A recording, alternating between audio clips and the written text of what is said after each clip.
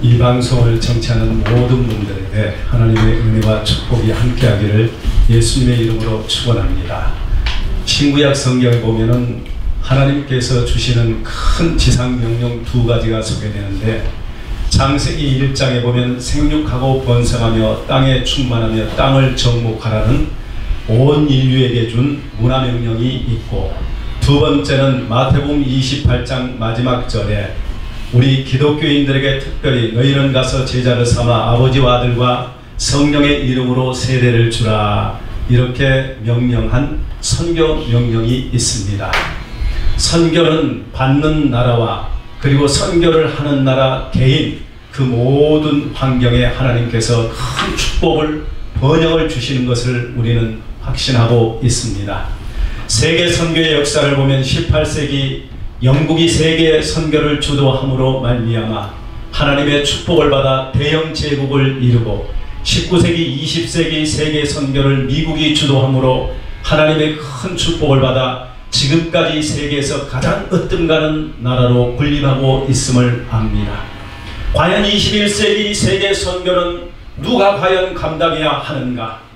오늘날 세계의 많은 선교학자들은 말하기를 바로 이 21세기 선교는 바로 대한민국 한국교회가 그 일을 감당해야 한다, 그렇게 이구동성 말하고 있습니다. 참으로 하나님께서는 바로 이 선교하는 일에 앞장서는 그 나라를 하나님이 번영하게 하십니다. 여러분, 몇십 년 전만 해도 우리나라는 말할 수 없는 가난 속에 찌들린 삶을 살았습니다.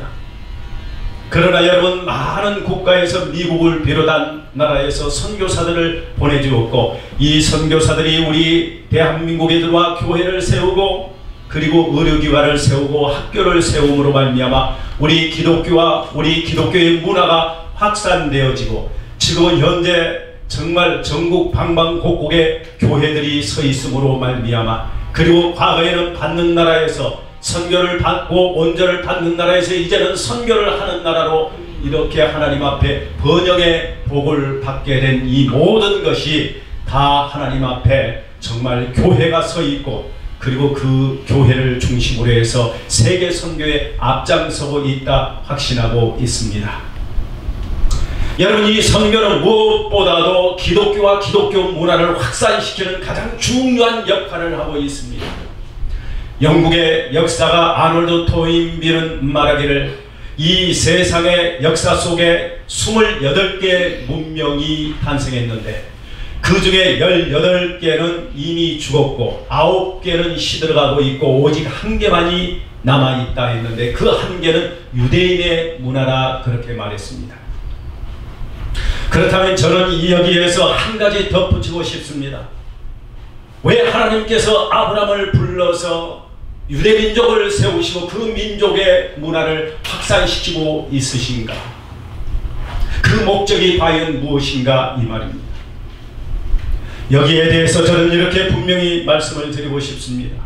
왜 하나님께서 유대민족을 세우셨느냐? 바로 그 민족을 통하여 예수 그리스도를 이 땅에 보내시고 예수 그리스도를 통하여 많은 죄인들을 불러 모으시려는 하나님의 섭리가 아니겠습니까? 다시 말씀을 드리면 예수 그리스도를 통한 기독교와 기독교의 문화는 영원한 것입니다. 이 세상의 모든 문화는 인간의 손길로 시작하였기 때문에 성세해지지만은 바로 우리 이 기독교와 기독교의 이 문화는 영원할 수밖에 없는 것은 바로 참신이요 우리의 구주가 되시는 예수 그리스도께서 친히 바로 형성한 것이기 때문입니다. 그래서 다니엘서 2장에 보면은 바로 느부갓네살 왕이 이상 중에 본 그 꿈을 다니엘이 해석하는데 8장과 더불어 그 해석을 보면 다음과 같습니다. 큰 금신상의 환상, 이거는 역사 속에 나타날 4대 제국과 문명에 대해서 말하고 있습니다. 바벨론 문명, 파사 문명, 그리스 로마 문명에 대해서. 그런데 곧 이어서 뜨인 돌이 나타나서 이 금신상을 산산조각 내버리고 다 참으로 티끌처럼 날아가 버리는데, 그 뜨인 돌은 태산을 이루었는데 바로 그 태산을 이루었던 그 제국, 이 제국은 영원한 제국, 하나님의 제국이라고 말합니다. 하나님의 나라라 말합니다. 이 말씀을 통해서 우리가 확신하는 것은 예수 그리스도로 말미암아 이루어진 이 기독교와 기독교의 이 문명은 새 영원토록 역사가 끝나는 그날까지 계속되어진다는 것을 저는 확신하고 있습니다. 선교는 주님의 지상 명령입니다. 선교를 통해서 선교사들이 가는 곳마다, 우리가 선교사를 파송하는 곳마다 그곳에 교회가 세워지고 교회의 십자가가 하나님께 영광을 돌릴 뿐만 아니라 더 나아가 수많은 죽어가는 흑암에 있는 백성들이 그 십자가를 바라봄으로 구원을 얻는 놀라운 사건들이 일어나고 있습니다. 사랑하는 성도 여러분, 미얀마는 사회주의 공산주의 국가였습니다. 복음이 들어가기가 얼마나 어려운지 모르나 그곳에서 복음의 씨앗이 들어갔습니다. 선교사님들의 희생을 통해 들어간 것입니다. 그곳에 복음을 받아들였던 엔따워 신학교 교장님이 십자가의 탑을 세우려고 하는데 공무원들의 반대가 굉장히 많았습니다. 너무나 엄청난 반대를 뚫고 그는 십자가를 절터에 높이 세웠습니다. 그런 어려움 속에 그는 십자가를 세웠기 때문에 그가 약 10여 년 전에 충현교회에서 개최하고 있는 세계 선교대회에 한국을 방문하게 되었습니다. 그는 공항에 내려서 수도 서울로 들어오는데 그 밤에 깜짝 놀랄 만한 사건을 그는 목격합니다. 그리고 그는 중얼거렸습니다. 세상의 어느 도시에 간들 과연 이런 광경을 볼 수 있을까? 뉴욕이냐 파리냐 아니면 동경이냐 런던인가? 그거는 다름 아닌 밤하늘을 수놓고 있는, 서울시 밤하늘을 수놓고 있는 바로 네온 사인의 십자가였던 것입니다.